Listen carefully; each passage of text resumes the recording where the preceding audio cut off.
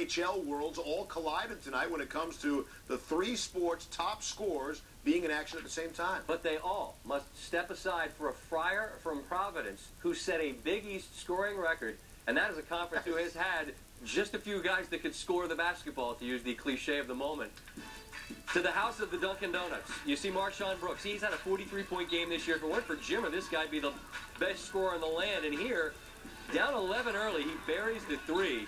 Notre Dame, though, has Ben Hansbrough, who had a monster night of his own. If it weren't for what Brooks did, we'd be trumpeting Hansbrough's career-high 32. Notre Dame's up 11. Here, Brooks creating some space. He buries the three, and it's a 10-point Notre Dame lead. Under 3 to go in the first half. 3-on-1 on the break. Let's give it to the guy who scores a lot.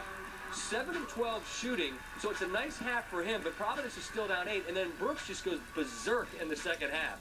And he had to, because Notre Dame was in complete control on the road, which is what you want to do. But the problem is Brooks.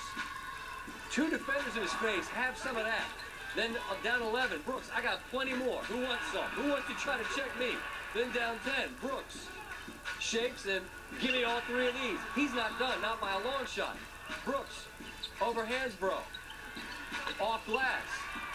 And again, if it's not for him, Notre Dame's winning this game easy because they were playing very well on the defensive end, but Brooks just won't stop scoring. Now all of a sudden it's a 4-point game, and Brooks uncontested to the rim.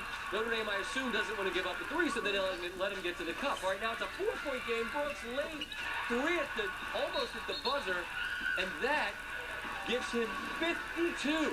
But again, full credit to Hansbrough, Notre Dame, who played well, made enough free throws, and were able to survive this onslaught from one of the best scorers in the nation. And he does Brooks just the second 50-point game against an AP Top 25 team. Jody Meeks, I remember that night, had 54 against Tennessee a couple of years ago. We were doing SportsCenter that night.